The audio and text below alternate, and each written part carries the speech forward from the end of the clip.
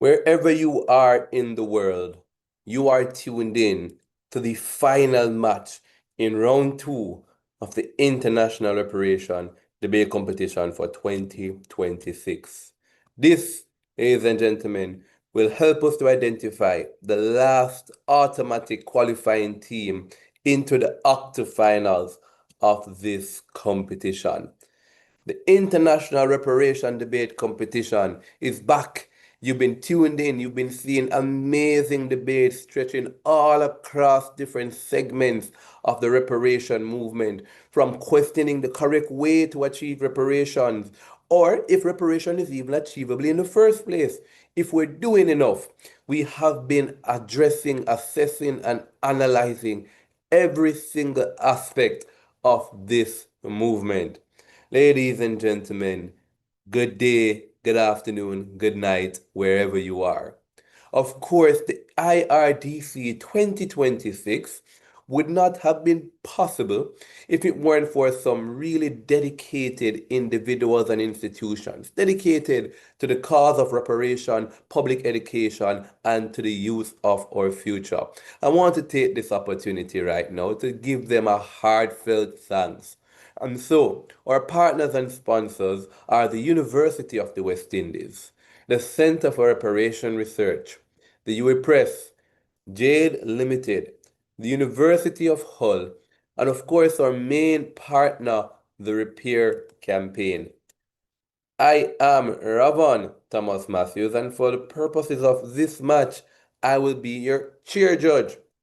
Of course, joining me on my panel are two other amazing, qualified, competent judges who will help me to decide the outcome of this match. We're going to ask them to introduce themselves, starting with Mr. Kevin Kilburn.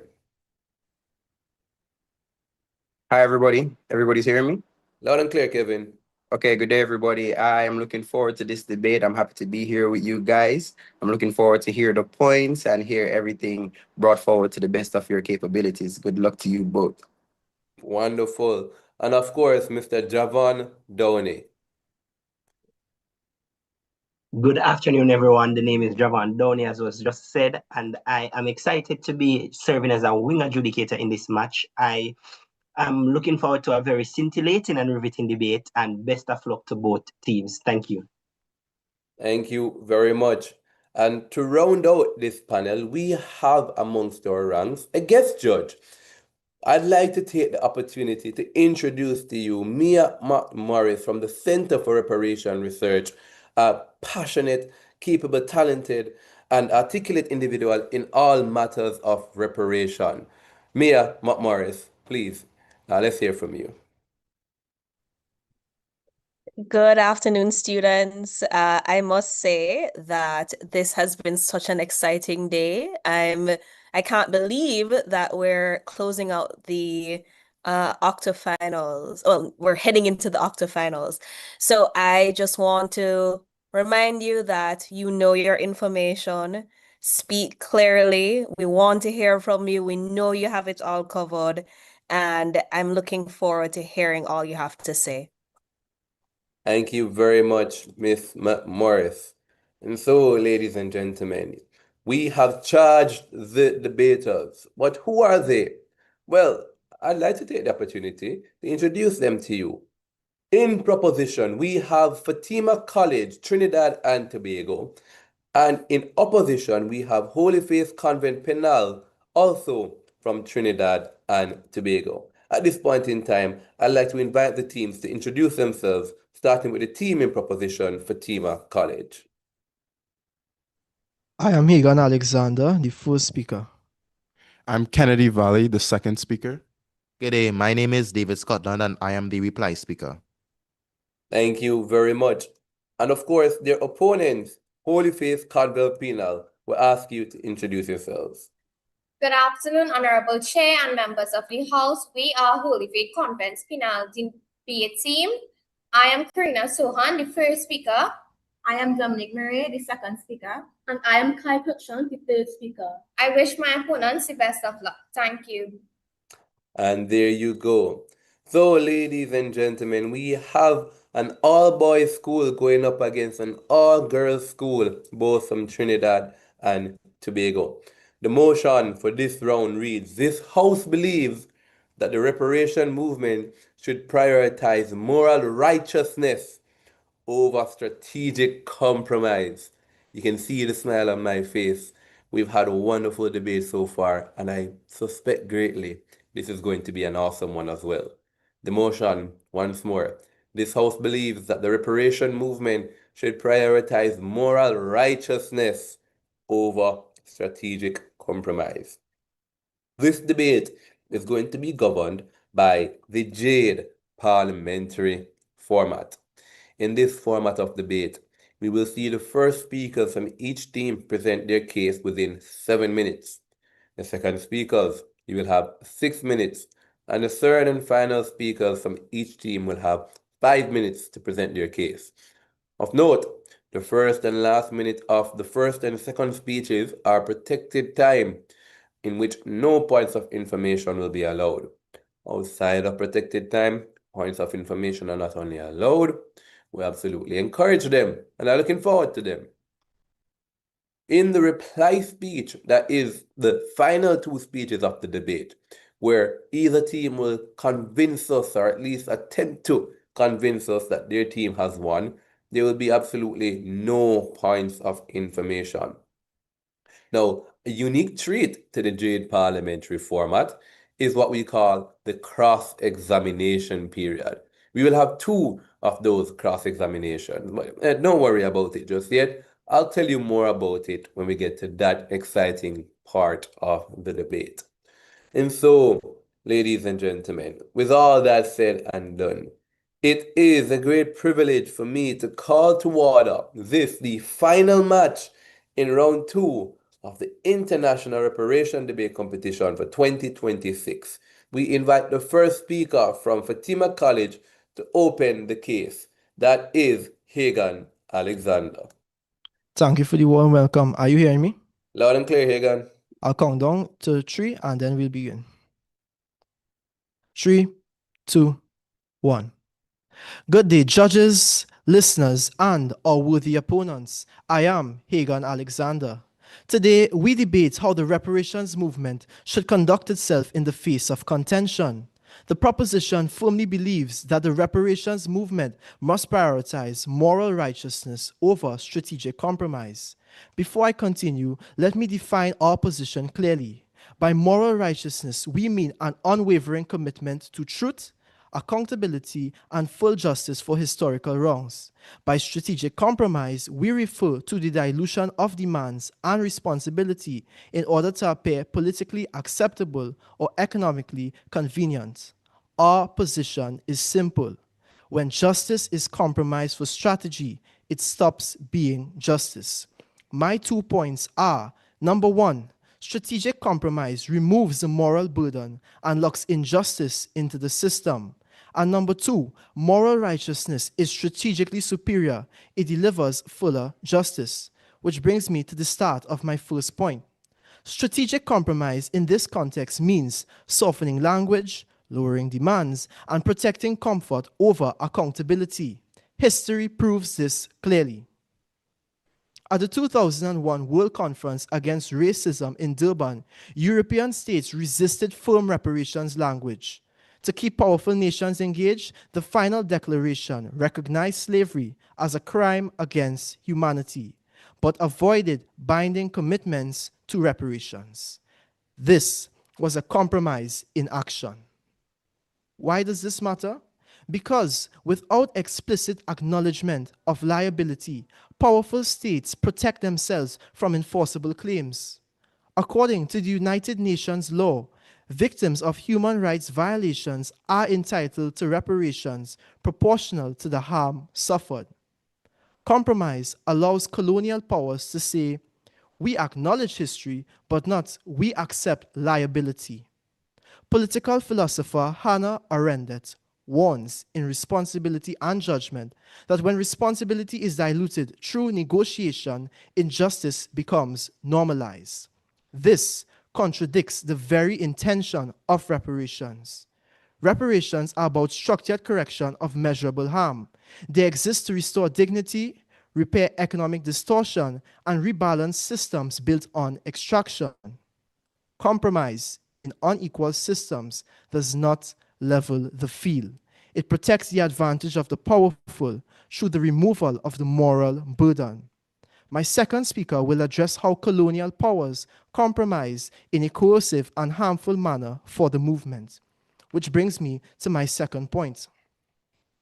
The opposition will argue that compromise is necessary to get something done, but the question is not whether something is done. It is whether what is done transforms injustice or preserves it. Economists Darren Acemoglu and James Robinson in Why Nations Fail demonstrate that societies trapped in extractive systems transform only when injustice is confronted directly, not strategically managed. A peer-reviewed study in world development further finds that meaningful post-colonial progress requires material address alongside institutional reform. Symbolic acknowledgement without firm demands fails to produce change. Moral righteousness produces three strategic advantages. First, it shifts the burden of justification from the victims to the perpetrators. When compromise leads, victims must constantly prove why they deserve assistance. But when moral righteousness leads, perpetrators must explain why they refuse repair. For example, during the civil rights movement, framing segregation as unconstitutional forced the government to justify inaction. That moral pressure led directly to transformative legislation. Second, moral righteousness mobilized the global pressure through moral clarity. Compromise produces ambiguity, and ambiguity weakens movements. Moral clarity creates urgency and coalition. The global campaign against South African apartheid succeeded because apartheid was framed as a moral crime, not a negotiable policy disagreement. That framing mobilized sanctions, divestment, and diplomatic isolation. Third, moral righteousness expands what is politically possible. Opposition may claim moral righteousness is unrealistic. Abolition was once considered radical. Civil equality was once considered impossible. Moral righteousness does not block negotiation. It raises the standard of what negotiations must achieve. Judges, our case is clear. Firstly, strategic compromise weakens justice by embedding injustice into policy through diluted language and subservient outcomes, as seen in Durban and beyond. Secondly, moral righteousness is not emotional or naive. It is historically proven, institutionally effective, and strategically superior in delivering real reparations. Reparations call for justice, bold and upright. For moral righteousness, we must stand, we must fight. Accepted. Point of information. Accepted. How do you justify rejecting partial but tangible gains in favor of a morally pure position that may yield nothing? Once reparations aren't recognized to the full degree, it defeats the very intention of it. If you were paying attention to what my previous point said, it is according to United Nations law that any victims of human rights violations are entitled to full reparations. I will continue. Not strategic compromise in the face of plight. The movement we follow must uphold our rights. When justice is owed, we do not negotiate its value. As Malcolm X best put it, if you don't stand for something, you will fall for anything. And today, we stand on business. Mr. Speaker, we proudly propose this motion. I thank you. And thank you very much. That was the first speaker, standing on business from Fatima College, Hagan, Alexander. At this point in time, we invite the first speaker from their opposition, Karina Sohn, to open the case for Holy Faith Convent Penal. Good afternoon. Surname is pronounced Sohan. Thank you. I begin in 3, 2, 1. Good day, Honorable Chair, members of the House. This House believes that the reparations movement should prioritize moral righteousness over strategic compromise. We firmly oppose. By strategic compromise, we mean negotiated, phased, politically feasible approaches designed to achieve tangible reparatory outcomes, even if they do not deliver everything at once. Mr. Speaker, the government side will tell you that the reparations movement is about a debt that could never be fully repaid. We agree. But while they are busy calculating the price of the past, we are busy trying to fund the future. We believe that a half loaf of bread today is more moral than the promise of a feast that never arrives. We prioritize strategic compromise because the descendants of injustice cannot eat moral righteousness. Moral clarity without political viability produces symbolic victories, but no material change. We strongly contend that reparations are a practical, political, and legal process. Reparations are not solely ethical claims. Morality matters, but effective change requires negotiation, feasibility, international cooperation, and practical outcomes that achieve measurable justice. This can be seen in the CARICOM Reparatory Justice Program, the 10-point plan, which lays out political demands for reparations, including apologies, debt cancellation, healthcare, and education support. Not only symbolic apologies, but structured policy proposals that require negotiation. Not to mention, Mr. Speaker, some governments, in refusing to offer an apology, have issued in place statements of regrets. Mr. Speaker, CARICOM has engaged with forums like the United Nations, and global institutions to legitimize this and as an ongoing political project, not just a moral complaint. UN leadership has publicly supported reparative justice as a necessary step towards overcoming systematic inequalities. Prioritizing Point of uncompromising, information. not accepted. Prioritizing uncompromising moral rhetoric over strategic negotiation risks having no outcome, no institutional buy, and no political force behind the movement. Strategic compromise yields tangible, not symbolic results, concrete examples of reparations or reparative justice that included compromise. Glasgow University committed £20 million toward reparative development initiatives after reckoning with its slavery ties, a breakthrough because it tied research, scholarship, and institutional partnership instead of just moral rhetoric. The launch of the first Masters in Reparatory Justice, jointly hosted by the University of Glasgow and the UE, shows how academic and policy negotiation can create long-term research programs that support reparatory outcomes, not just moral declarations. These examples show that reparatory justice can and does Point of information. not accepted, does progress when strategic collaboration replaces moral absolutism.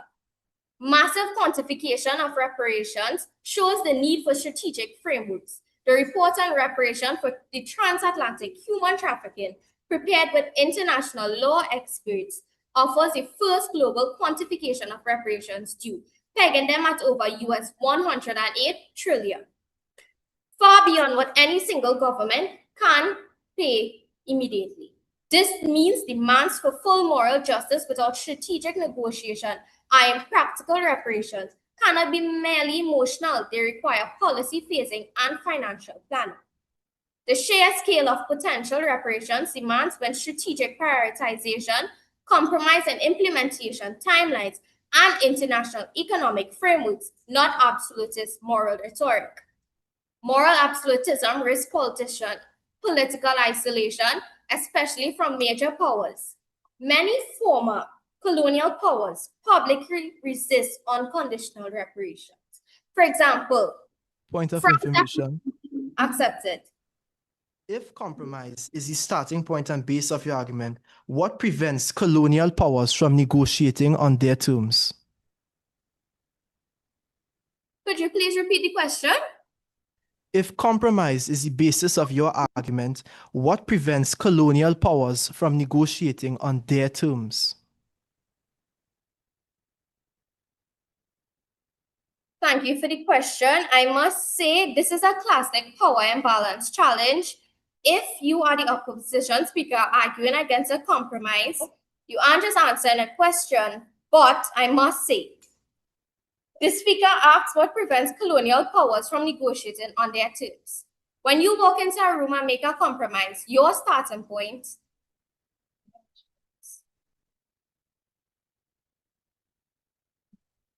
objected. Can I continue, please?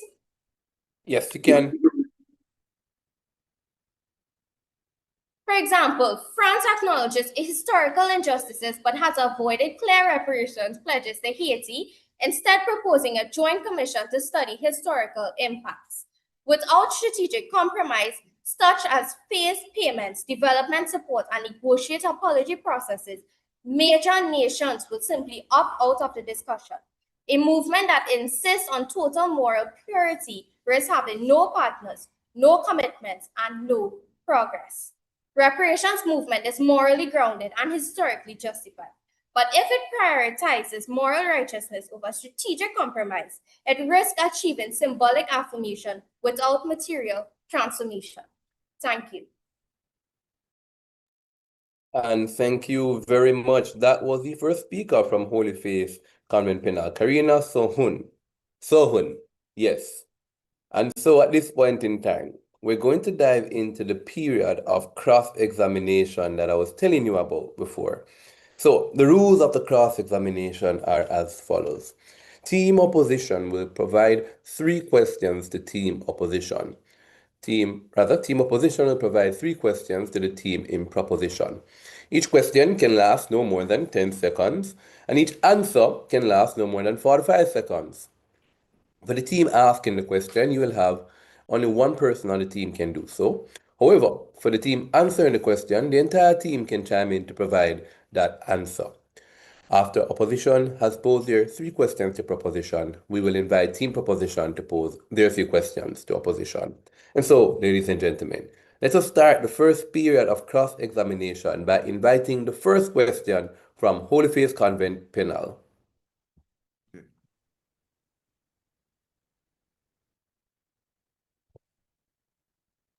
Many famous reparative campaigns and even the CARICOM Reparations Commission pursues reparations through diplomacy and structured negotiation. Are you suggesting that they are morally defiant and betraying the true goal of the reparations movement? No, we're not suggesting it's morally defiant. What we're saying is that morality has tangible benefits. You suggested that it's merely a symbolic victory, but the CARICOM 10-point plan actually speaks to the fact that what we first need is an apology, because an apology, which is based in moral righteousness, leads to legal litigation, which is important. And what we are also saying is that we are not against compromise at all, but what we are saying is that we have to prioritize the moral righteousness first, because the very point of the reparations movement is to be repaid for past wrongs, and the first step to that is an apology, and then we compromise for the reparations, like adequate reparations afterwards on our terms. Thank you. Next question.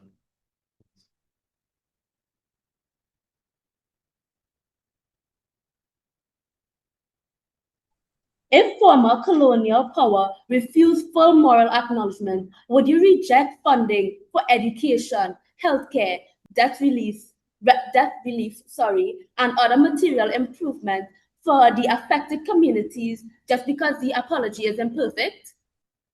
No, we are not saying that we're going to reject the other types of reparations, but what we are saying is, first of all, we are starting off at a basis where in Durban, for example, we could see where they outright deny reparations. And my second speaker, Kennedy, will expound very clearly on the fact that currently the reparations and the aid that we do receive is used like coercively and in a type of way that is not intended to fully repay the harms. And in return, if you think about it, are the reparations that we're going to get, is the aid we're going to get enough? And this motion is also talking about what the reparations movement should prioritize. Not saying they have to reject any sort of compromise. It's just that as a movement, overall, we must put moral righteousness first. Next question, please.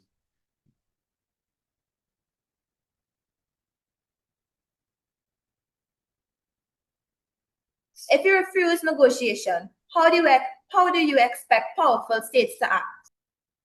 Oh, that's a straw man fallacy. We're not refusing negotiation. We're just saying we want to negotiate on our terms. So we want an apology. We want to morally pressure these states to take accountability for those actions so we can compromise on our grounds. So we're not going to refuse negotiation. Also, we appreciate that. Point of information, sorry.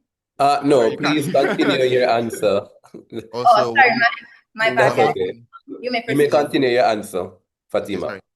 So, and the next thing is, in your speech, you also outlined the fact that there is a power imbalance between two states when you're trying to answer the point of information. And that is very important to say, when we do negotiate, when they exhibit power onto us, it's very hard to compromise instead of being firm with them, because the more we compromise, the more they want us to compromise. So the less we want to take is the less they're going to give, which is why we say that moral righteousness should be prioritized first. Next question. We're done. Thank you. All right, and that is the third and final question. Thank you very much. At this point in time, we invite Team Fatima College to pose their questions to Holy Faith Convent Penal. First question. If you say that we have political leverage to negotiate compromise, why not pursue full justice? Excuse, can you repeat the question, please? If you say that we have political leverage to negotiate compromise, why not pursue full justice?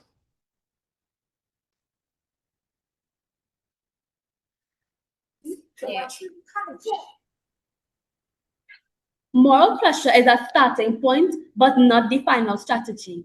So to break free from this gridlock, the movement must pivot from viewing reparations as a retrospective bill of the past to a forward-looking blueprint for shared future. This requires adopting what legal scholar Charles Ogletree described as functional repair, fixing the systems that are broken today, and leveraging the strategy of targeted universalism by embedding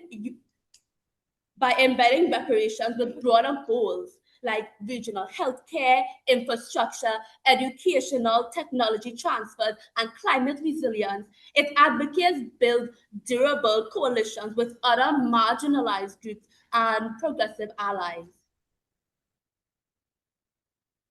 Next question. Okay, so the question is, since as of current, we receive little reparations to do the things that you just spoke about, how would you then oppose a dualistic system where we impose moral righteousness to bind them, to uphold the moral principle of reparations and give us meaningful reparations intended to help us and not hurt us? Thank you for that question. Moral absolutism, while theoretically satisfying, often functions as an unintentional barrier to tangible reform by creating an all-or-nothing binary that allows opposition to dismiss complex claims as economically fantastical. This reliance on the moral conscience of the oppressor is hereditarily fragile, as illustrated by Belinda Sutton in 1783. Petition. Systematic progress is rarely found in appeals, but rather in the precise application of legal concepts like unjust enrichment by shifting the framework to a suggested plea for kindness to objective demand for restitution, such as accounting for stolen labor. Okay, so this is the final question.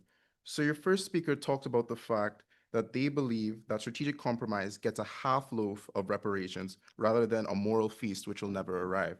Do you appreciate the fact that morality can lead to legally binding litigation through the fact that an apology is a legally binding admission of guilt? Apologies, but do you mind repeating that question? Yeah, okay. So more or less, your first speaker, your opposition leader, said that they rather receive partial reparation than complete reparations, which will never arrive because you believe that we cannot fully pursue moral righteousness. Do you appreciate that an apology then is legally binding through the fact that it's a legal admission of guilt?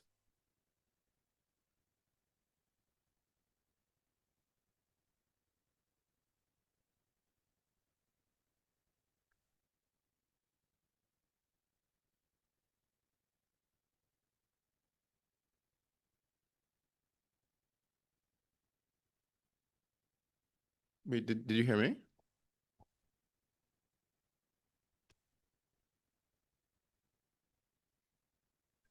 Your answer, Convent, Holy Faith Convent. Apologies for the delay. We don't agree with such because yes, apologies are necessary and we do completely give full acknowledgement to that. However, the apologies must come from both sides. We do agree that you said complete reparations as what the first opposition said. Complete reparations, yes, have not been entirely given. However, they aren't just morally grounded. The debate is not whether reparations are morally justified, they are. The debate is when prioritization produces tangible justice. Mr. Speaker, we are not arguing for less justice, but we are arguing for achievable justice.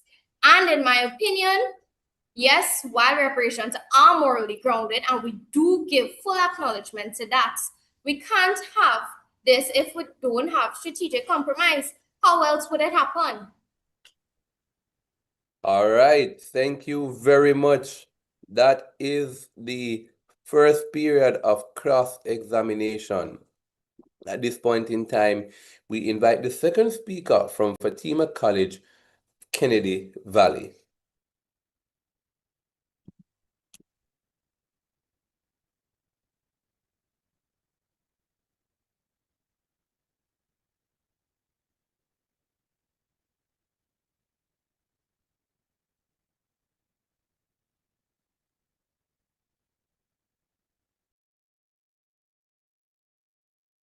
Okay. Can I be heard? Loud and clear. Okay. Let me just set my timer.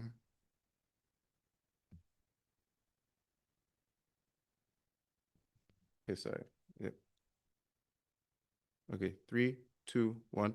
Mr. Speaker, moral righteousness is a strategy, and it can work.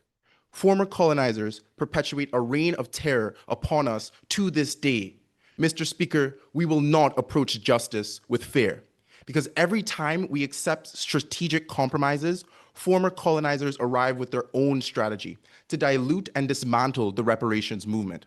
My only substantive argument in this speech is that, without a firmly established moral burden, former colonial powers orchestrate manipulative and coercive compromises that harm the movement. My first warrant here is that they replace reparations with pacification. Rather than accept legal and moral liability, they offer settlement payments designed to silence claims. In 2013, Britain paid £20 million to around 5,000 Kenyans for torture and murder during the Mau Mau uprising in the 1950s. Note, this is not at all adequate redress, as the massacre killed around 90,000 people, and they give cash to 5,000. Britain then declared that this was a full and final settlement. We see the same strategy within the reparations movement. In 2015, the UK Prime Minister visited Jamaica, rejected reparations outright, and literally, Mr. Speaker, told our region to move on. Instead of reparations, he offered £300 million in infrastructure funding instead. And this is a paltry cash bribe for centuries of atrocity. As the opposition mentioned, we deserve trillions. Similarly, when the Caribbean Reparations Commission wrote to the European governments, Spain rejected reparations entirely, claiming its funding of the UN Slavery Memorial and educational programs about imperialism were sufficient, which is, of course, laughable for centuries of extraction. This is pacification through compromise. Small payments or symbolic gestures meant to dilute legitimate claims to justice. My second warrant here is that colonial powers compromise as a tool of neo-colonial control. Neocolonialism refers to when former colonial powers maintain influence through economic pressure rather than direct rule. Development aid, a common compromise, often becomes a mechanism of coercion. At the 2001 World Conference Against Racism in Durban, which my first speaker mentioned, European states weakened calls for reparations by aligning with Nigeria and Senegal. In exchange for increased development assistance through the Commission for Africa, effectively a European bribe, these African governments opposed reparations demands. The impact is as follows. What colonial powers give through compromise becomes leverage against us when we demand justice, reinforcing dependency and undermining the reparations movement. Now that I have shown how compromise harms the movement, Was that a point of information? Yes, please. Yeah, accepted. Does the government realize that pacification was the exact term used by colonial authorities to justify the bloody suppression of Caribbean labor rebellions and slavery votes? By choosing that word, are you admitting that your goal is to silence our ancestors? Oh no, sorry. Yeah, I understand what you're saying. No, that's not what I'm saying at all. I'm actually saying they're trying to pacify us. So when we ask for true justice, they're pacifying us with these paltry cash bribes rather than giving us legitimate reparations. So as I was saying, now that I have shown how compromise harms the movement, I will explain why our comparative moral righteousness is more likely to succeed. Ideally, both sides would want full reparations, not a half loaf, a full loaf. The only reason the opposition supports compromise is because they believe challenging colonial powers would fail. They don't really warrant this, but it's part of their idea. However, we have far more power as a region and as a people than they suggest, and rebuttal will be integrated here. They said that moral righteousness leads to isolation, but that was an assertion. They said we'd be isolated from these colonial states, but they gave no examples or evidence within the debate.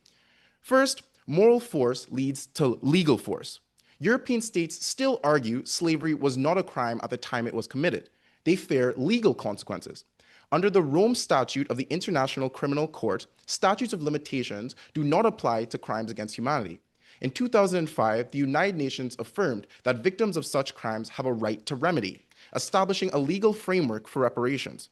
International law brings results, as seen when the United Nations led a tribunal to repair harms of the 1970 Cambodian genocide. Establishing moral accountability then leads to litigation. It is a strategy, it's not naive. What the opposition missed when the opposition leaders said that morality is just symbolic is that moral accountability leads to tangible benefits like this. Second, the movement already has growing domestic support within former colonial powers.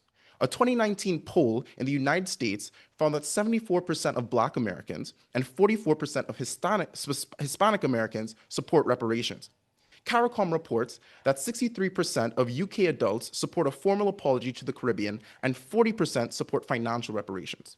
This support continues to grow, creating political pressure which we can mobilize through moral righteousness within those colonial states themselves. Finally, our regions hold real economic leverage in the modern global economy, which we can use for diplomatic and economic pressure. The Democratic Republic of Congo controls roughly 60% of the world's cobalt reserves, a mineral essential for modern batteries, and has aligned itself with CARICOM on reparations advocacy along with the African Union, as per Amnesty International. Jamaica also supplies around 60% of the United States bauxite imports, according to the New York Times. These examples show that as a unified bloc, these regions can exert economic and diplomatic pressure as other moral movements have done historically. Mr. Speaker, compromise means coercion, it means control. We have the leverage for action, we deserve justice, we demand justice, we are proud to propose. Thank you. And thank you very much. That was the second speaker from Fatima College, Kennedy Valley. At this point in time, we invite the second speaker from the team in opposition, Holy Faith Convent, to take the stage. That speaker, Dominique Murray. The reparations movement is built on an undeniable truth. The legacies of slavery and colonialism created deep inequalities that continue to shape societies today. We stand firmly in agreement that the moral case for reparations is clear and compelling. But today's debate is not about whether reparations are justified. It is about how they can actually be achieved. Government has told us why reparations are deserved. However, they have not told us how they will be secured. And that is why we oppose this motion. Government's model is emotionally satisfying, but strategically reckless. Because while moral righteousness explains why reparations are deserved, strategic compromise determines whether they ever become a reality. Justice is not measured by only the strength of our principles, but by the extent to which those principles transform lives. If their movement refuses negotiation and rejects compromise, then what exactly are we left with? Words on a page, applause in a room, and nothing more? Let's start with the simple truth. Moral righteousness alone does not move governments, shift policies, or improve lives. A movement can be entirely correct in principle and still fail if it refuses to operate within political and economic realities. The modern Caribbean reparations movement itself reflects this understanding. The work of the CARICOM Reparations Commission demonstrates a campaign grounded in moral truth, but driven by diplomacy, negotiation, and structured proposals. Its 10-point plan is not merely a declaration of injustice, it is a roadmap for development, dialogue, and institutional engagement. Through this strategic approach, reparations have gained international recognition and are being discussed in global forums and have Point of influenced information. policies. Accepted. I proved in Deputy Prime that moral righteousness has legal, political, and social mechanisms which would make it work. Why do you say it wouldn't?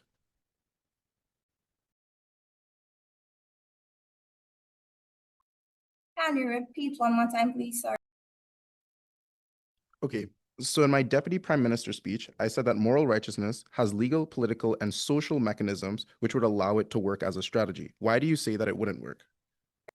By focusing on moral righteousness and adhering to the emotional impacts of the wrongdoings to the abuse, it allows the abusers to quell the cry for reparations by mere meaningless and empty apologies.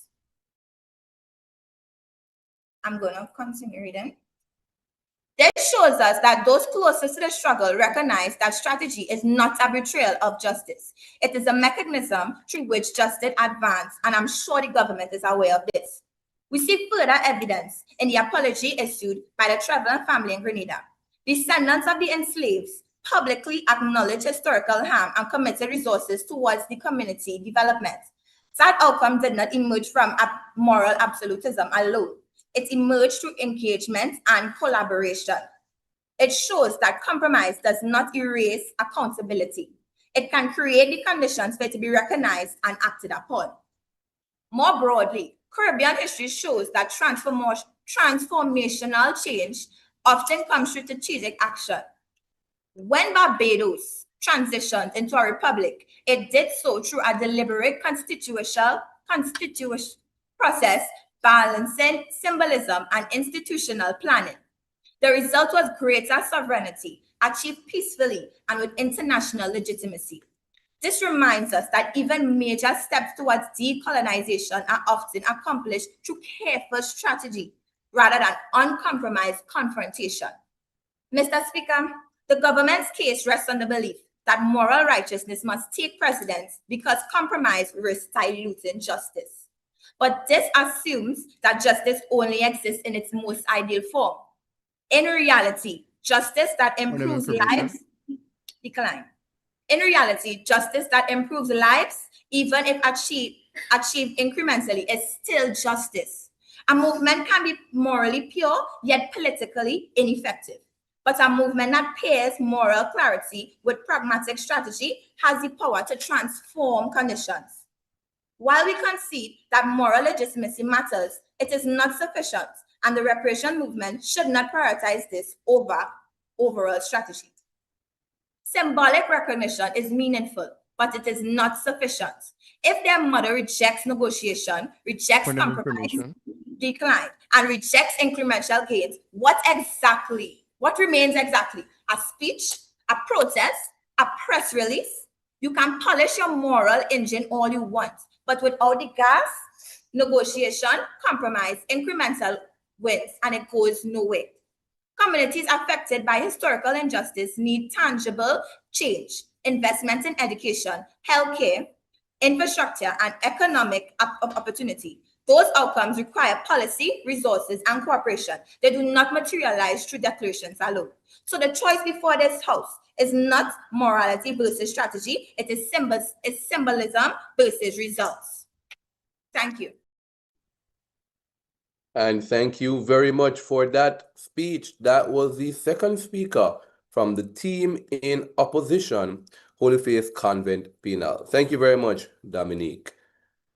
At this point in time, the debate is going to enter into the second period of cross-examination. The rules remain largely derivative. However, this time we will invite proposition to pose their questions first. And so we'll start the second period of cross-examination after you've asked your first question, Fatima College. Okay. Can I ask my first question now? Ready when you are. Okay. So we would like some engagement with the fact that you say moral righteousness is hollow when we present it as a comprehensive strategy.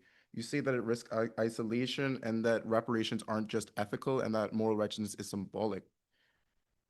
We want some engagement with that notion that it is a strategy, or you have to prove how it's not.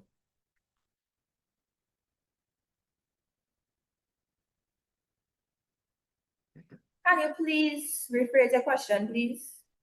Okay, so more or less, your case is premised on the notion that moral righteousness will not get results, while we present it as a strategy. How do you warrant the fact that we will not get results, clashing with my warrant?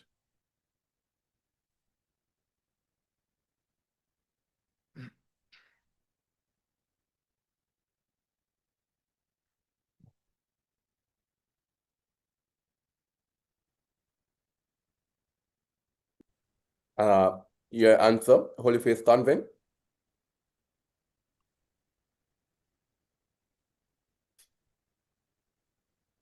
Would you like me to rephrase?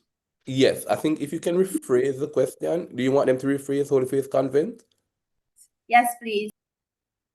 All right, so we'll allow the privilege this time for you to rephrase the question. Okay, so your first speaker, for example, talks about how you'd prefer a half loaf of bread rather than no loaf. But we missed the explanation on why moral righteousness would bring no results. That wasn't really something you explained, so we're just asking for an explanation.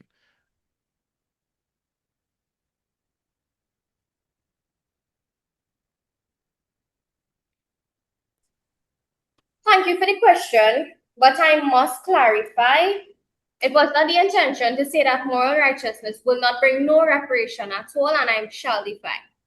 When I said that when I referred to a half loaf compared to an entire loaf of bread, what I meant was, yes, negotiation and strategic compromise is necessary. And furthermore, adding to that, you could have something morally grounded, however, it needs to be implemented. And how is something implemented exactly? You need to have actions in place. You need to have done things to get the action to happen. Thank you. So I have a question. Now that what would you say to a dualistic system where we again we have the strategic compromise, right? Where an apology, a formal moral apology legally binds states, and then we enact compromise to get the reparations, not that they want to give us on their terms, but the reparations that we need as a state. So moral righteousness first and then strategic compromise after to ensure that it works.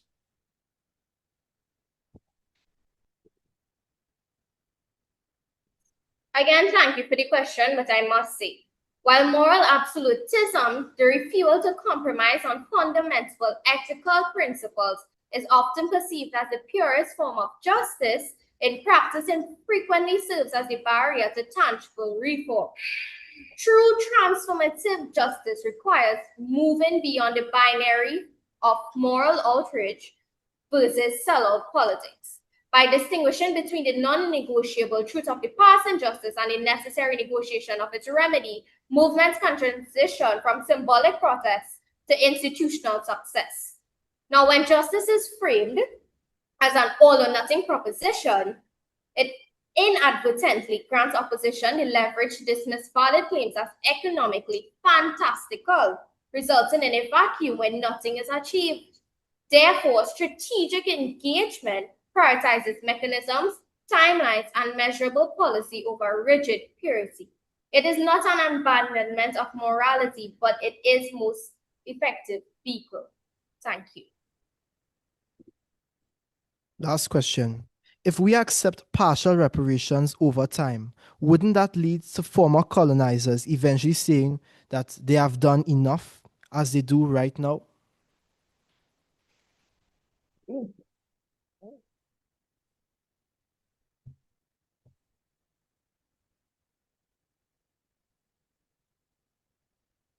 Can you please repeat the question?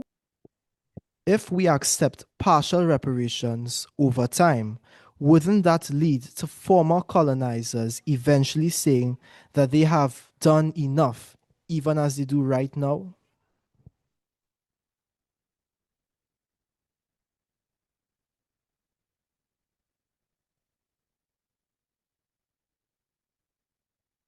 Would you like me to explain further? No, I would not like you to explain further. I'm sorry, but we are experiencing some technical difficulties. Can you please repeat again? If we accept partial reparations over time, wouldn't that lead to former colonizers eventually saying that they have done enough?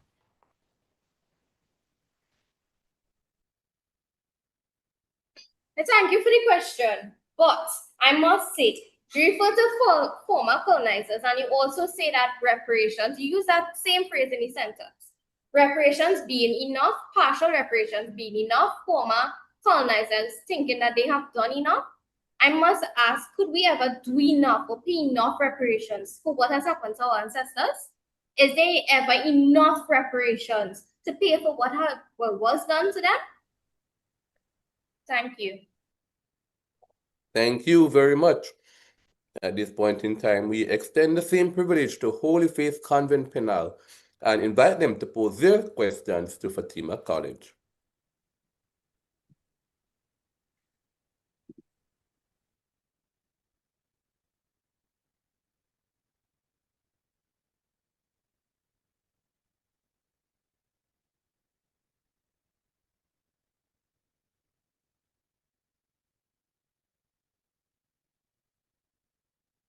Your first question? Can you name successful reparations that were purely morally grounded? Yeah, the German Holocaust. Germany was held legally binding for their crimes during the Holocaust, and they put together the most comprehensive program of reparations in modern history. It included memorials, museums for the Holocaust, and reparations not only to the Israeli state, but Jewish people.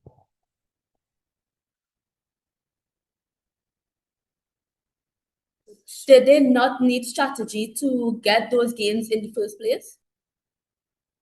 Not really, no. The entire world came against the German Holocaust in the aftermath of World War II. I'd also like to add that by the very premise that we have a moral framework to go on, we have public pressure, which is usually the most important things. For example, my first speaker brought about the fact of the civil rights movement, where if you have a strong public force which is morally bound, you can apply pressure to governments, because those are the most meaningful, that's the most meaningful type of pressure you can apply on a government. Because there comes a point where it's universally accepted, when it's publicly accepted that what they did is wrong, it's a pressure on them, because then it affects their image. And that in a way is the most important part about getting reparations. Thank you. The government correctly identifies that colonial powers want to pacify us. My question is, why are you helping them do it? By bringing a strategic compromise to this house, you are hand-delivering the very pacification you claim to oppose.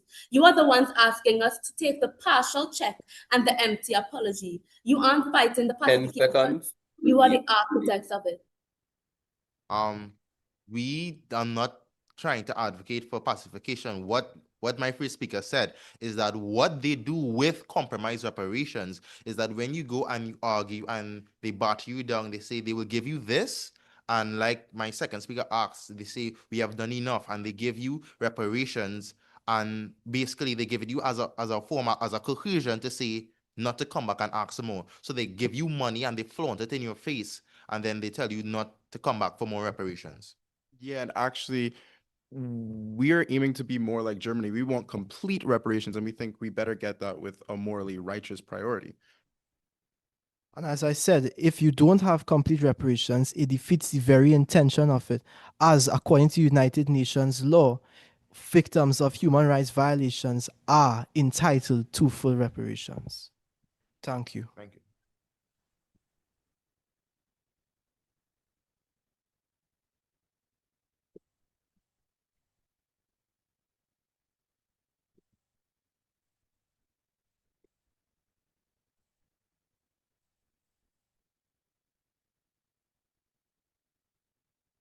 All right.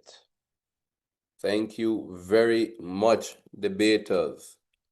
At this point in time, the debate is going to pause for 1 minute. That is to allow the finishing touches to be placed on the reply speeches, after which we'll invite the opposition reply speech, followed by the speech from the proposition. That 1 minute break starts now.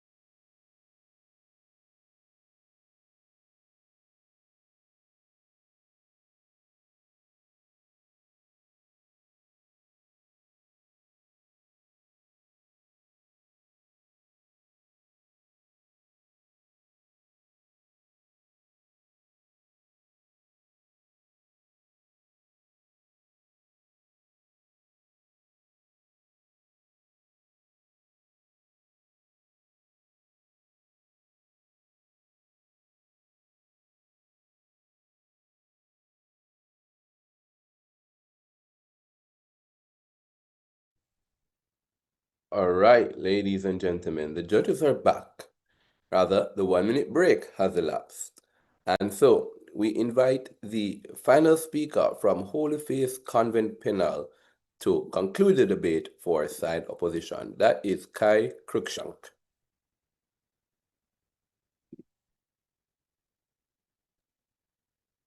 Mr. Speaker, honorable adjudicators, and members of this House, as the third speaker for the opposition, I will consolidate our case and demonstrate why prioritizing moral righteousness over strategic compromise is not only impractical, but dangerous to the reparations movement itself. The government assumes that moral grounds automatically leads to justice, but in the Caribbean, history has taught us that moral righteousness without strategic compromise is political theater. The question is not whether justice is deserved, but whether the proposition's approach can best deliver it. We are not opposing the need for justice. We are opposing failure just as principle. Morality has never changed legislation or restructured global relationships. Negotiation, diplomacy, coalition building, legal framing, and policy design are what moved reparations from mere speeches to signed agreements. The Caribbean provides a decisive case study to prove this matter. CARICOM's 10-point reparations plan is arguably the most structured reparations initiative in the world.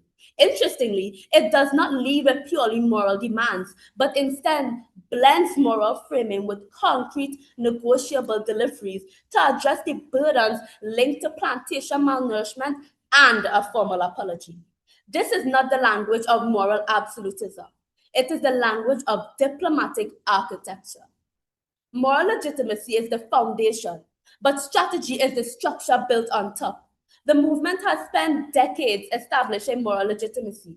The question before this House is, what comes next? The CARICOM Reparations Commission embodies this dual requirement. Its chair, the late Sir Hilary Beckles, consistently argued for academic and moral cases for Caribbean reparations. Europe cannot seriously contest chattel slavery, but while moral case is settled, what is not settled is the transfer mechanism. That requires slavery, not more moral argument. A devastating example showcasing what happens when moral righteousness is met is met without strategy is our pioneer republic of Haiti. Haiti's enslaved population won the only successful slave revolution in history, a moment for ultimate moral righteousness. France demanded 150 million gold francs as compensation. Haiti paid this debt until 1947, crippling its economic development and contributing to its long-term poverty and unstable society. Moral righteousness without strategic negotiating power produced the opposite of reparations. But can the government answer for Haiti? On the contrary, the relationship between the University of Glasgow and the University of the West Indies proves that reparations are effective not through uncompromising moral assertion, but strategic compromise. The University of Glasgow publicly acknowledged that it financially benefited from slavery via donation linked to Caribbean plantation. While that admission was morally significant, what really produced tangible gains was strategic engagement. Rather than insisting on adversarial confrontation or symbolic gestures, UE negotiated, which resulted in the Glasgow UE Reparative Justice Initiative. This official partnership was valued at £20 million, dedicated to development-focused research, scholarships and academic exchange, and capacity building across campuses. Reparations is not a single payment. It is a long-term restructuring of historical inequality.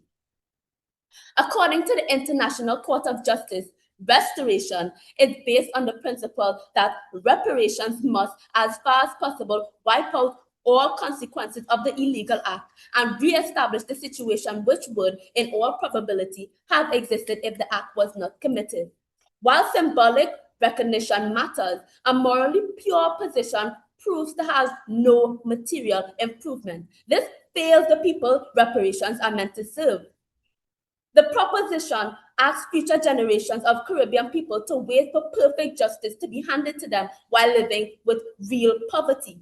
After decades of a moral-focused movement, economies remain burdened with debt, underdevelopment, and structural inequality. The world is aware of the horrors we endured and the disadvantage of making a name for ourselves a century too late. But what do we have to show for it? Admissions of guilt? Apologies to please the public?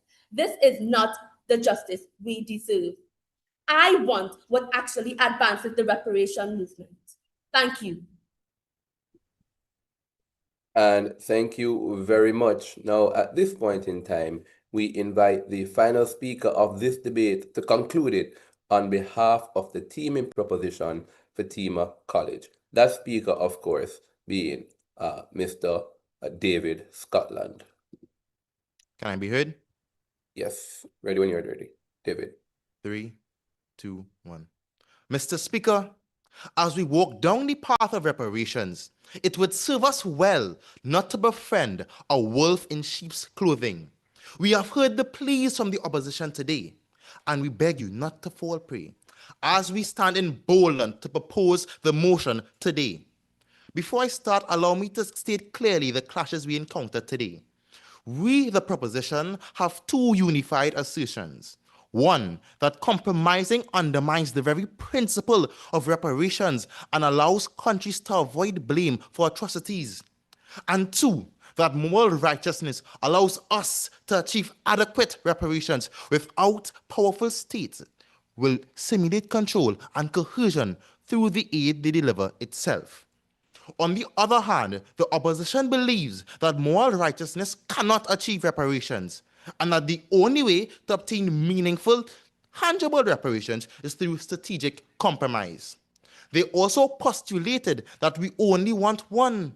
This is not true. And they lastly said that our apologies are meaningless and only symbolic. Firstly, they postulate that the cries of the public are utterly useless. That is not true. Mr. Speaker, one of the greatest movements, led by Martin Luther King, occurred because he rallied the hearts of hundreds of thousands in America. That was not meaningless. And Mr. Speaker, we deride the proposal that we cannot only get reparations through compromise.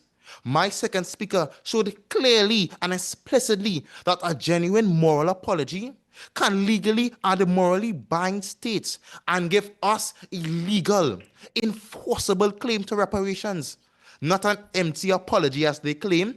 This is an undeniable fact, and we will not surrender to the battered rhetoric that we cannot elicit this apology and that it doesn't work.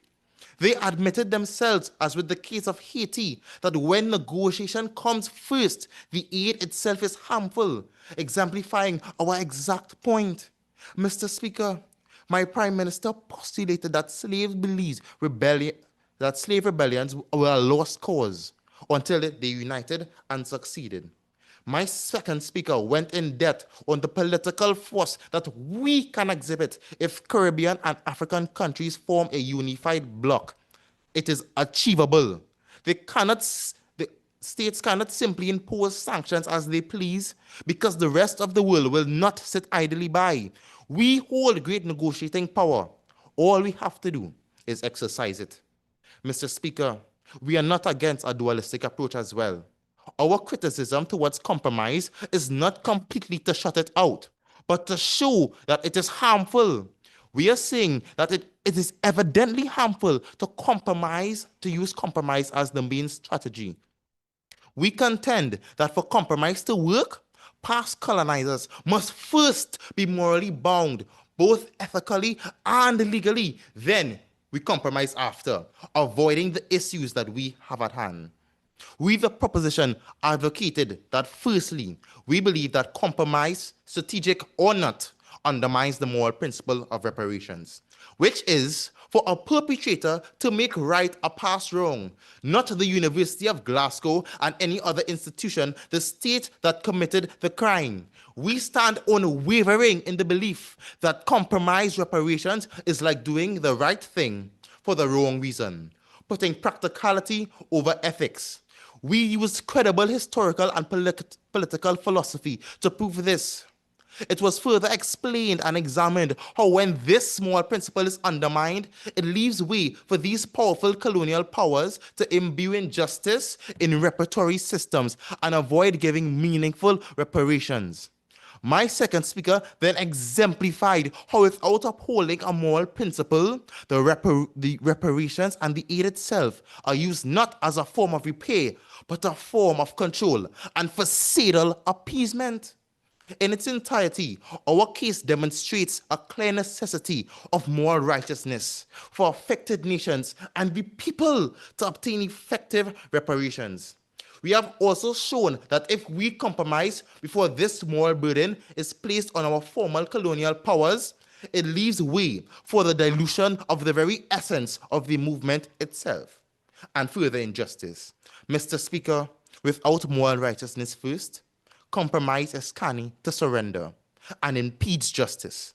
And we would not so quickly concede that we must be repaid. No, that we must be repaired from the effects of slavery. We stand emboldened to oppose this motion.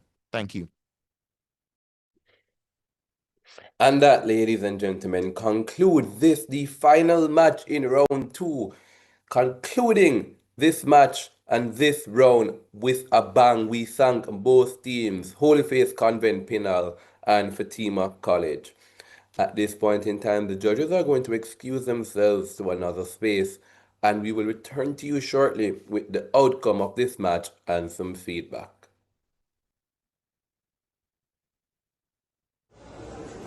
Hey, aren't you the guy that stole my wallet? Oh, excuse me. You owe me an apology. Listen, we must not seek to unpick the past, but rather focus on the future. What? As Dr. Eric Williams understood, Caribbean enslavement and indigenous genocide built up European wealth and left our region scarred and underdeveloped. Here, take a look. We need reparations. It just makes sense.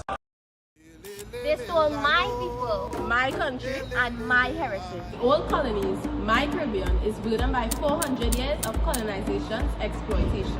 Colonial policies denied African descendants land, education, religion, and economic opportunity, creating discrimination, inherited poverty, and weaker communities are not accidents. Reparations are not a charity, but justice that needs to be implemented for my people, for my future. The Center for Reparation Research is thrilled to launch this international reparation debate competition. This international reparation debate competition that we launched today for secondary schools is one of our most important projects. How do we engage youth on matters of reparatory justice? The change needed in the education system can only be advanced when the youth are engaged and their voices are heard. Why is reparation so important in and for the Caribbean? Because time comes for justice for our ancestors. Time comes for the Caribbean to insist on the right to development, to be compensated for the violence against our ancestors. So outreach to the young people who have joined this movement is critical. There is no mass movement that isn't a youth movement. And we certainly want reparations to be a mass movement. So it's really exciting, though, to have a regional / international debating competition. And I'm looking forward to your participation as you construct your arguments for and against, remembering that the 10-point plan for reparatory justice is our guiding framework for the areas in which we are demanding compensation, because we certainly want to impact the public opinion and awareness in Europe. So it's fantastic to have the United Kingdom participating as well. So why is it important for youth to be involved in the reparation movement? Being involved in the reparations movement is critical to youth if one is to know their history so that they can understand why their societies are functioning as they are today. The future of the countries we live in are dependent on the current situation that exists today in our countries. And these current conditions were created by the past, including indigenous genocide, African enslavement, indentureship, and colonization. Being involved in reparations is about seeking justice, seeking a way to reduce inequalities in our own countries and then in the broader world. It's about seeking a more peaceful and balanced world, where global problems are solved in partnerships, not in isolation. I believe the sponsors are hoping this competition will allow our youth to gain knowledge about the past so that as young people, you'll be able to make better decisions in the future and make our countries better places. We know that we need to understand stories about people that look like us. So the fact that so many of you young people have registered was so encouraged by your enthusiasm and your passion for wanting to enter this debate. It is so important. It's just at the core of who we are that we need to understand where we come from, understand our true history, and having a debate competition on this particular topic is such an important milestone. To have a real conversation about repair, and the fact that our young people were so articulate with their presentations, and to ensure that we keep educating our young people, because you are the future of us and are the Caribbean's a sustainable future. So congratulations, everybody. We are looking forward to the debate. Encourage everyone to join the debate. Thank you so much, all. Education about the history of the oppression of a people can either be a tool for liberation or a tool for reinforcing trauma. What allows for education to be one or the other is not the topics taught, but how they are delivered. Therefore, we, the proposition, would like to firmly state that teaching the history of the transatlantic trafficking of enslaved Africans, or TTEA for short, does significantly more harm than good, not because of the topic, but because of the current pedagogical approach taken. Your average high schooler learns about the transatlantic trafficking in enslaved Africans through a rigid, standardized curriculum. They are taught by a teacher who is expected to simply deliver information, often in a lecture format, and test students on their ability to memorize facts, years, and names. In this setting, students are not invited to engage critically with the material, ask difficult questions, or relate the content to their own lived experiences. Instead, they passively receive a version of history unable to truly process its relevance, impact, or emotional weight. Where is the opportunity to understand how this horror shaped the blood in our veins and the names we carry? There's none. Students memorize facts and regurgitate them on paper. But inside, the lesson lingers that the history of the African diaspora is one of subjugation and that their place in the world is to suffer and survive, not to lead, not to thrive. This is exactly what Paulo Freire, in his work The Pedagogy of the Oppressed, described as the banking method of education, where students are treated as empty accounts to be filled by the teacher. Freire believed this model was fundamentally oppressive because it prevents learners from becoming active participants in their own liberation. It discourages dialogue, reflection, and consciousness raising. This is what he calls conscientization. The teaching of the transatlantic trafficking in enslaved Africans today in many classrooms still follows this harmful pattern. When this topic is taught in a banking method that assumes dichotomy between human beings and the world they live in, Freire says an individual is a spectator rather than a recreator. This kind of teaching doesn't empower, it conditions students to fit into a world shaped by oppression rather than resist it. And that is why we say it does more harm than good, because it teaches history in a way that keeps students passive, not engaged. We learn about Oladoye Equiano, we learn his name, we learn that he experienced this and he wrote an account, but do we open the book and study it and analyze it and discuss it with our teachers the way that Israeli schools discuss Elie Wiesel's Night of the Holocaust? The opposition says they want students to learn about the slave trade and the enslavement of the people. And of course, we all want all students across the world to have reverence for this grave and absolutely horrific period of history. And we do this with the intention that learning about it can empower them to challenge the lingering legacies of racism and inequality. However, defending the status quo, which our opposition seeks to uphold and claims offers us more good than harm, will not offer us this. This is not remembrance. This is not reverence. And when you trace the system back to its roots, you realize that this is not our system at all. Accepted. The fact that students today are not listening about the brutality, but also about the resistance, the rich civilizations before slavery, and the ongoing legacies, creating empowerment more than harm. Right. Our issue is not with these topics being taught, but it is the way that they are taught and the way that they are emphasized with regards to all of the other things that are occurring within African history. To continue, our education system was inherited from Britain, a colonial power that had no interest in nurturing Caribbean identity or liberation. And what good can we expect from teaching this topic when we are continuing to do so in England's pedagogical approach? Even worse, as you mentioned, African history is taught in the Americas and Europe as though it began with slavery. From primary school, students are introduced to African people not through the glory of their kingdoms, their intellectual traditions, or their achievements, but through their chains. Why is it so hard for you to name a single black figure whose legacy is not defined by resistance or white oppression? Why is it that we teach about Toussaint and Nani but not Imhotep, Mansa Musa, or Queen Nzinga in the same breath? This should be taught first. And compare this to how the Holocaust is taught in Israeli. This is taken from the Israeli Ministry of Education. Point of information. Declined. Children are introduced to the brilliance of their culture first, their thinkers, their faith, and their resilience before they are taught about genocide. Their oppression is contextualized within a legacy of strength, not as the first chapter. If that isn't a pedagogical problem, then what is? When slavery is taught primarily as a story of powerlessness and victimization, with the current banking method of pedagogy, it does more than inform. It deeply affects the psychological development of students, particularly those of the African diaspora. During adolescence, a critical time for identity formation, as described in Erikson's theory of psychosocial development, students are particularly vulnerable to internalizing messages about their race and their place in history.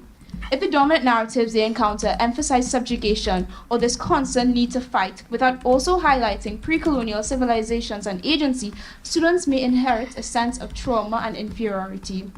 Claude Steele and Joshua Aronson's 1995 concept of stereotype threat shows that students underperform when they fear confirming negative stereotypes about their group, a common experience for Black students navigating a curriculum saturated with ancestral suffering.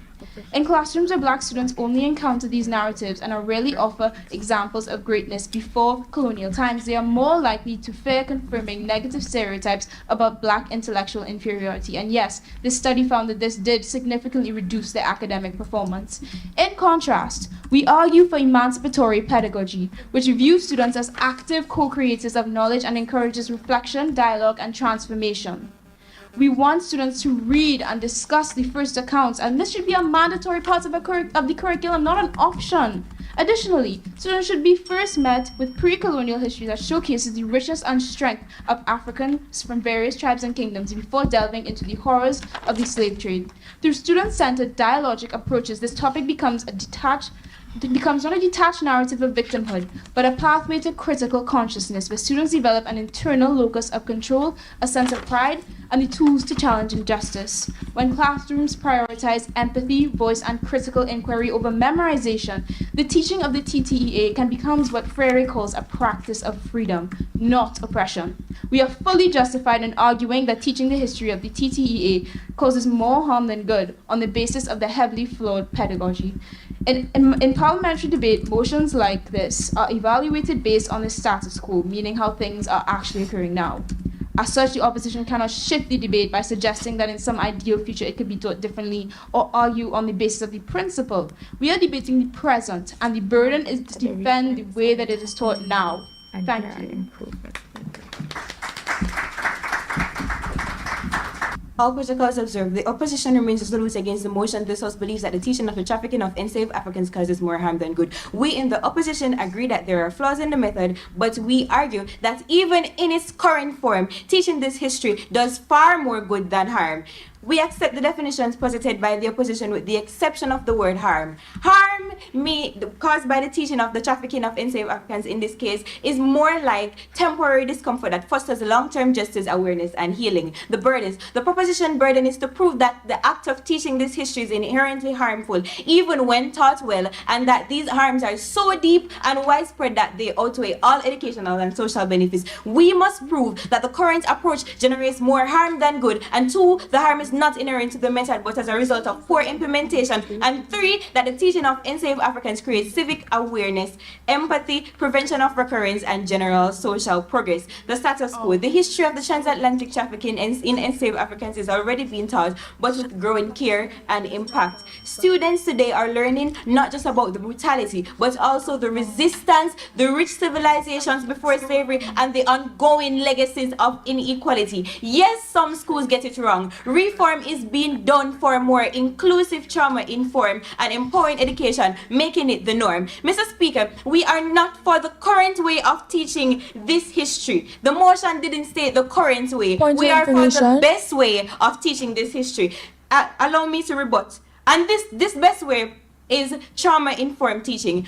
This would be training teachers to handle emotional topics with care, no graphic reenactment, use check-ins, and create safe spaces. This builds resilience instead of re-traumatizing students. And 2, balancing the story. Don't stop at brutality. Teach about African civilization, resistance leaders like Nani of the Marus, and achievements of the African diaspora that restores pride and identity. 3, we would center real voices, use first-hand accounts, African scholars, and cultural sources to humanize the content and shift away from cold textbook trauma and link the past to the present, which will let students reflect through debate, which is already being done, and modern connections to racism and justice. This transforms discomfort into action and purpose, including Black educators. Involve Black voices in teaching is as authenticity, prevents tone deafness, and build trust in diverse classroom. This is credible as the RAN program has a similar approach, and it has proven to be working, as it has a 94% increase in the racial unity and empowerment.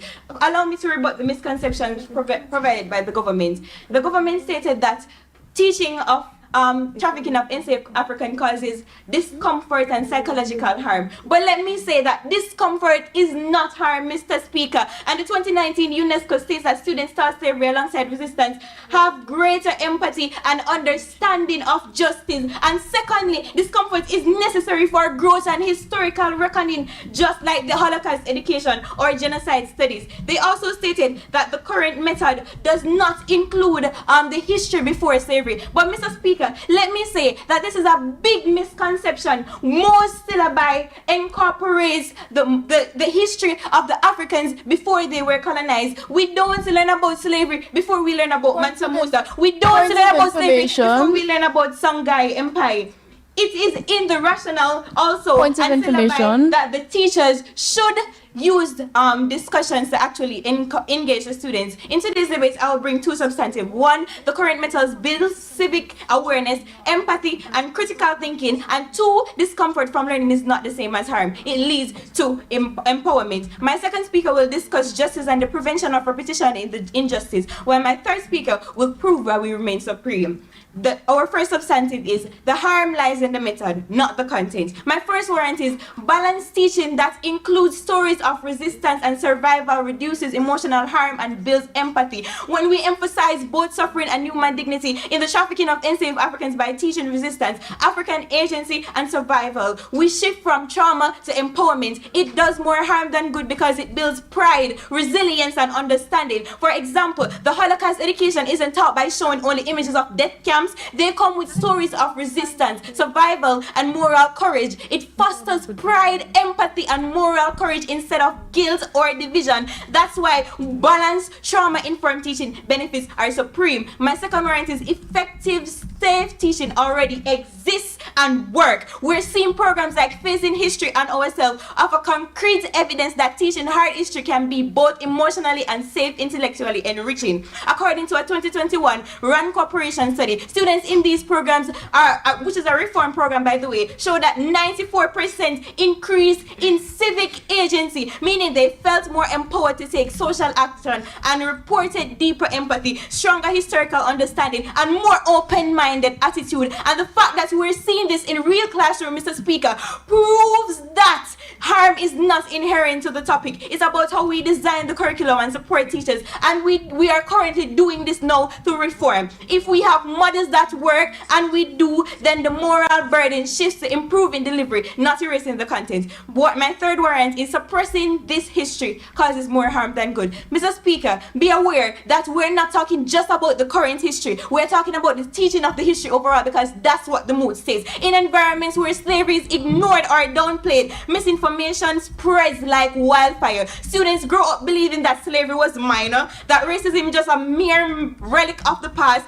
or that systemic inequality is simply an overreaction. This ignorance sustains real-world harm, and contrary to this, we're seeing that countries like Germany, who have faced their history head-on with regards to the Holocaust, show lower levels of historical denialism and far-right extremism than those that whitewash. The impact, it promotes social equity and activism, because when students learn this history accurately and empathetically, they become more socially aware, engaged, and ready to challenge injustice. And two, it empowers empathetic, informed citizens who are empowered to fight modern injustice. And three, it protects future generations from repeating injustice itself. My second substantive is silence enables racism to thrive. My first warrant is when schools avoid teaching slavery, they leave students with distorted or incomplete narratives. In the absence of formal education, when students are left to piece together understanding from biased media, peer opinions, or online misinformation, the result is a deeply distorted view of race and history. A 2018 SPLC report showed that only 8% of the US high school seniors could identify slavery as the primary cause of the Civil War.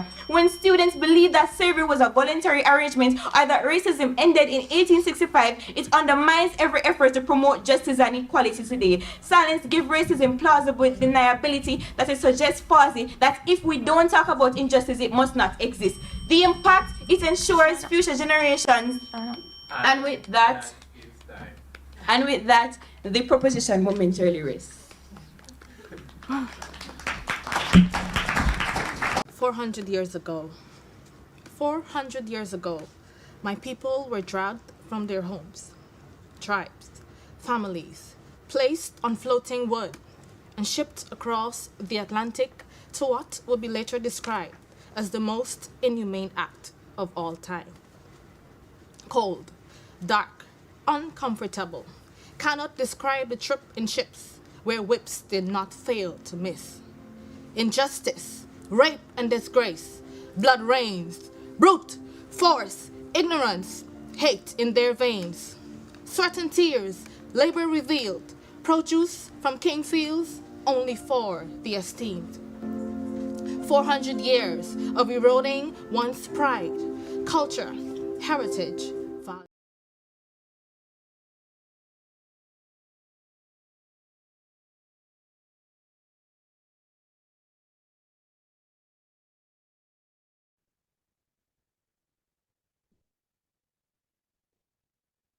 Ladies and gentlemen, the judges are back, and we have within our possession the results of this match.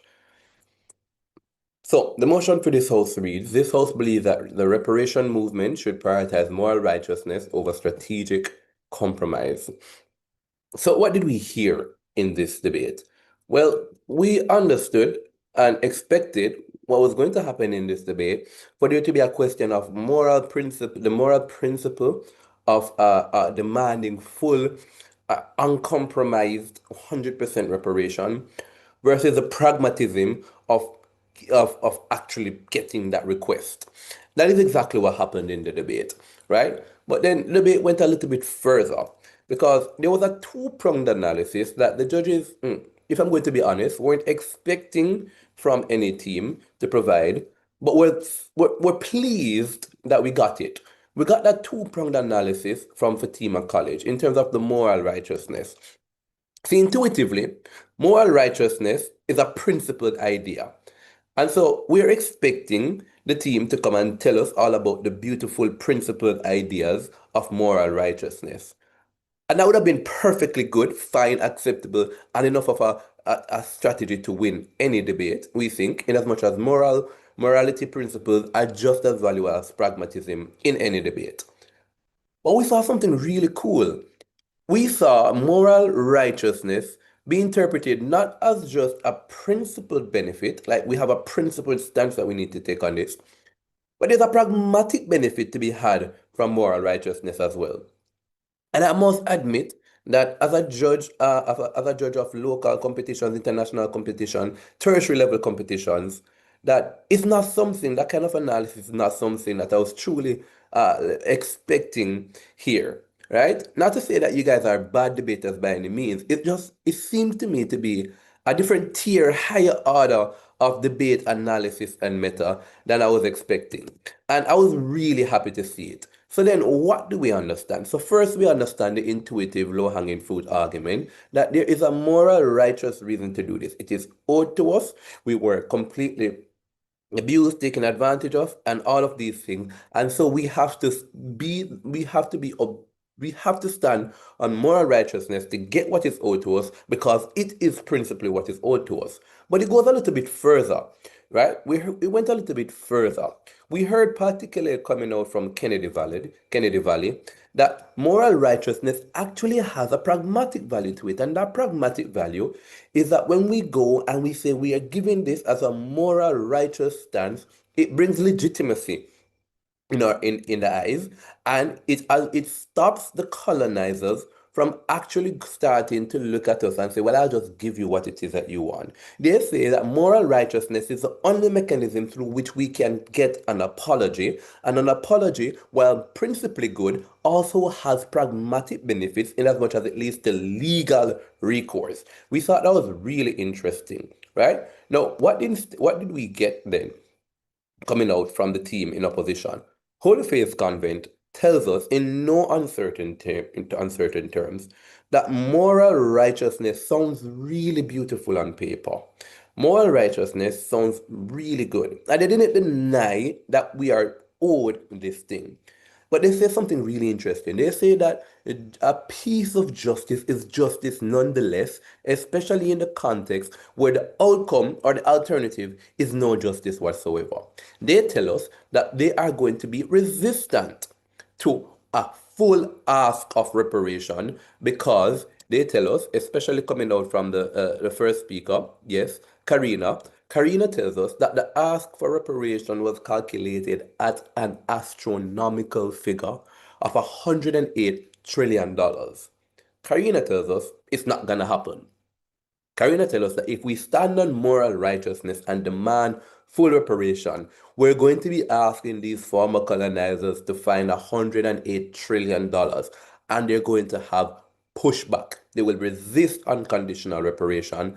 And in fact, we hear coming out from them that there is a power imbalance that exists, and so we just don't have the capacity to ask for that much, in as much as we are the weaker power by virtue of them extracting all of our wealth and making themselves richer for it. And so it's not something that we should be engaging in.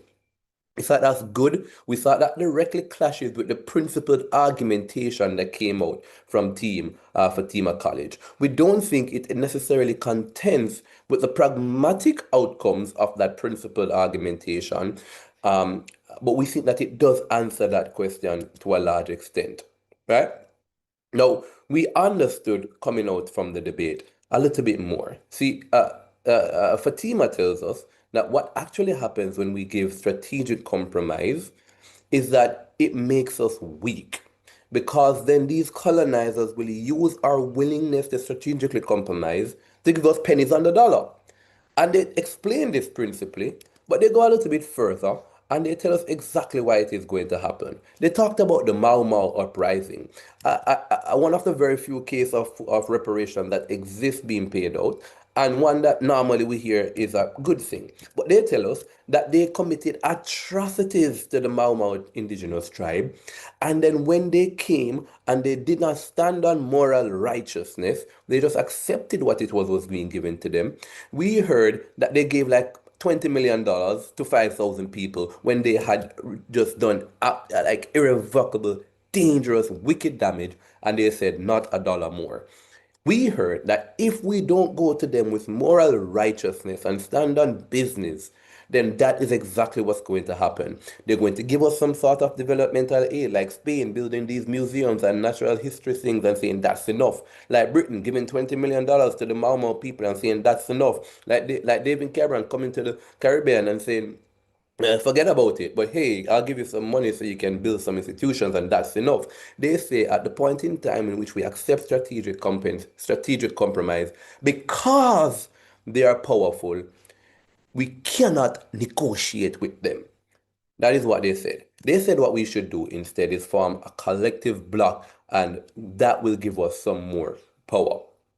And so, ladies and gentlemen, with these ideas in place, coming as well with the other ideas that came out of the debate, such as there claiming to be no tangible benefits to a moral apology standing on moral righteousness, the benefits of getting something from strategic compromise, economic viability, and the many other arguments that came out in this debate.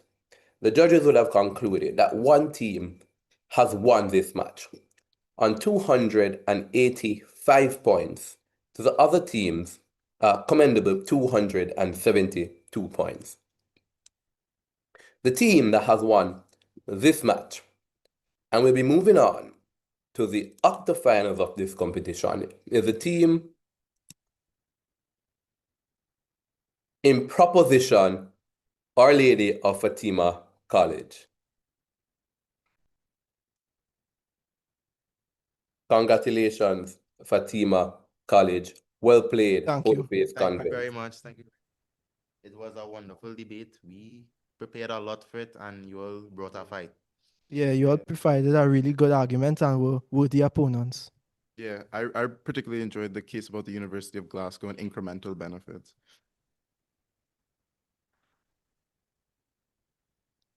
Thank you. Congratulations to the winning team. You all did really, really, really well.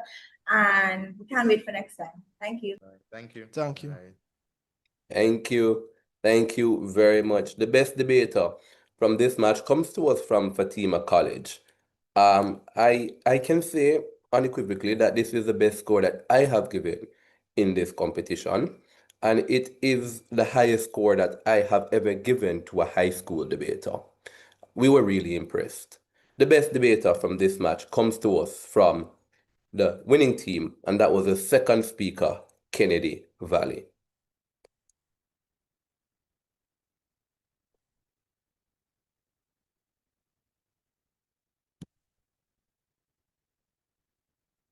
Ladies and gentlemen, that concludes the final match in round 2 of this competition. But of course, we have with us our guest judge, Miss McMorris from the Center for Reparation Research. And so I'd like to invite her to give some feedback, some greetings, and some words. Students, I am so pleased to have been able to sit on this panel. It was really, really wonderful. I would like to congratulate the winning team. I thought that your use of examples were really, really effective. I especially liked your point on the Durban Declaration. I was really impressed by your thoughtfulness and creativity. I think that was wonderfully put. Um, Holy Faith Convent, I can't say enough how much I appreciated your reference to the 10-point plan. You are very, very consistent with a lot of the arguments that CARICOM puts forward. So I just would like to congratulate you both on how you structured your arguments and how you presented yourselves. Well done. This is why we're doing the debate competition. Really, really and truly, I'm just so proud of you. Indeed. Thank you, Miss Morris. And ladies and gentlemen, that concludes round 2 of this competition. The next time you see my face on this platform, we will have our top 16 teams. These 16 teams stand above the others. And I know that if the quality of this round of competition is anything to go by, you don't want to miss a minute of the octofinals. But until then, ladies and gentlemen, have a lovely rest of your day. Have a good day. Good day. You too. Enjoy the week.